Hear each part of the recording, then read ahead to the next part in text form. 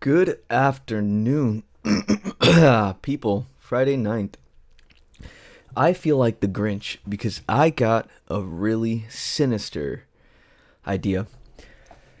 I feel like, excuse me, get some water.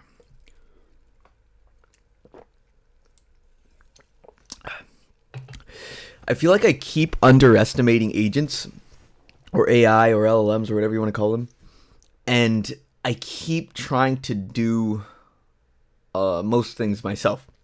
And I keep finding myself regressing to that position without forcing myself to try to push the boundary of what I should actually think about.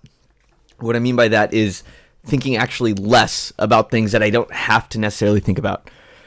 Let me give you an example. So we're working on evaluations right now. As you know, the manual, laborious task of verifying the scores are performing well. And it's been going good so far. I got a couple new scores or LLMs as judges, and there's a couple tips I shared yesterday. What were they? The first was keeping as many dimensions as possible. At least that's what I'm going to do now. Second is having reasoning traces or in the response for the scores so that you can understand how they scored. Thirdly, reusing your outputs instead of adding or rerunning a new evaluation, and that's just going to introduce noise to what your scores are producing. All right, that's all there. But then the question is, do I have to do all this? Or the question I have is, do I have to do all this review? Yes, but the coming up with the scores themselves, I think the answer might be no. And I think I just need a sequence of chained, really smart LLMs to do the job that might take me a lot longer, or at least I might do subpar to what it can produce if I just prompt it correctly. So here's what I'm thinking. I'm going to ask ChatGPT Deep Research to do the latest research report, and the research reports are on point. Or its research reports are on point. Say that fast. Say that 3 times fast. And the report's going to be on optimal sequencing or structure or content, just everything about creating a set of material for, or structuring problem sets for learning material. Then I'm going to feed that into Claude Code and have it go through the loop of using that report to generate scores, running it through the fixed output I have, evaluating the scores, see if they're accurate, write unit tests for those, and rinse and repeat, and then review all that work manually. And that review process I still need to do because I need to make sure it's grounded to what I actually want for an end product.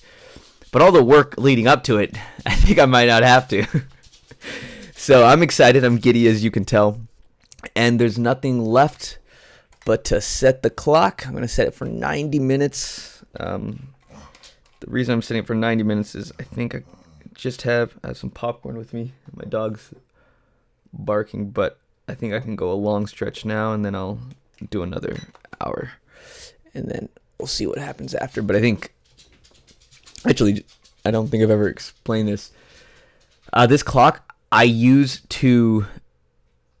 as like I can't physically get up. Like once I set that, I have to stay seated. I can't look at my phone. I can't do anything else but work until the clock is gone. So it's a really useful clock. Best buddy got it for me. It's been immensely helpful. And yeah, I highly recommend them if you want it. All right, gonna get started. I already started actually, so I should rewind that. But gonna get started and get to it. I'll check in with you in a bit. Color me impressed, or color me green and red, because Claude Code is tearing through it, like tearing through it. I've been using anti-gravity for the last month, since November 21st when I went to the AI Summit, and I loved it. And one thing I really loved about it was the like built-in editor, or built-in agent first view of the editor that could take advantage of the browser. And it was using Gemini model, which at the time was definitely, I felt, better than the latest Claude model. So really impressive stuff, and it's still impressive. But one thing about the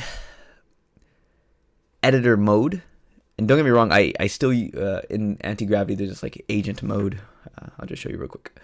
So there's like, managing from the agent, but the overall process of reviewing code is still diff by diff, and it draws you back into a little bit more of a micromanagement level, where I forgot when you're going with Codex or you're full throttling with Claude Code, you're just go.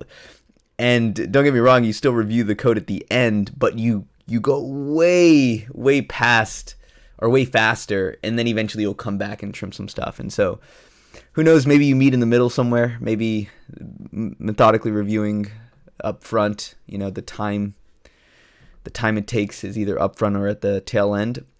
Having said that, though, this did a really good job. So I basically first asked Deep Research to do that report. It failed after like 30 minutes, then I had to do another report. But meanwhile, while I was doing that, I was having Claude Code understand parts of the code base and walking through what I wanted it to do. So like creating a score, writing the unit test, then writing the evals for it, and then going to run the evals on it again. And it did all that. It did really well. Going through it, I'm really happy with the scores it made. I'm giving it some tweaks because there's like, for example, some of the rubric criteria for how to score wasn't there. But at the same time, it's been really insightful because it's funneling in from that research report, and it's coming up with scores that I wasn't necessarily thinking about putting in because I was thinking it may be too high of a bar, but shoot, why not? Like, let's set this evals bar super high and we can chase after it over the next year until it gets there, 6 months or whatever it's going to take. I think it'll get there faster, but you know what I mean. So I think overall, very, very productive way of working. We'll really see after I commit this code. Once I commit this code, that means I've reviewed it all, and I'm all in. And yeah, I'm still going through that. As far as with the scores I developed earlier, I kind of closed that off. I finished one of them. It was in a good place. So I'm just going to manually review these now with more lessons, or with the lesson I currently have, but add like another 2 or 3 lessons, do it again, and just keep tweaking. But I don't think I'm going to feed in another, like, this workflow agent part, because I think this is enough scores for now. You know what? There I go again, thinking I should do it all. Maybe I should have No, I need to manually review the scores. At some point, I need to be a sense of ground truth. I was going to say, why don't I just have Claude Code look at what it's done and cycle through it 10 times trying to find the perfect... Okay, so the real reason I can't do that is because I would need Claude Code to be able to go through the lessons. And I don't yet have a harness or like a tool exposed for Claude Code to be able to go through lessons. That's actually what I want to do right after I'm done with evals. But I don't want to take a break from evals to do that, because I really want to close evals out. Because once I close evals out, I can start running an agent loop on improving the problem generation, which after I do that, I'm definitely going to want to hook up that harness to let the agent self-play. But yeah, we'll get there. Let me close out evals, and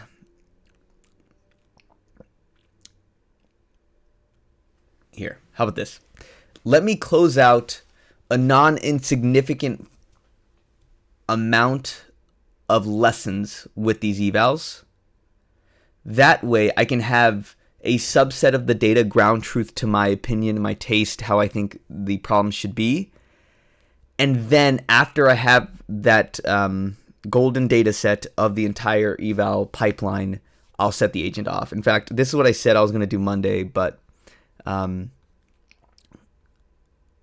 alas, I didn't write it down, and so for a second I forgot it. But I think that is still the way to go, because I don't see me going through all the lessons. There's just too many. There's dozens and dozens, and so I'd much rather have an agent do that. I just need to ground truth it to at least 10% of the lessons. So I need to go through at least 5 to 10, and make sure that the quality of that's high.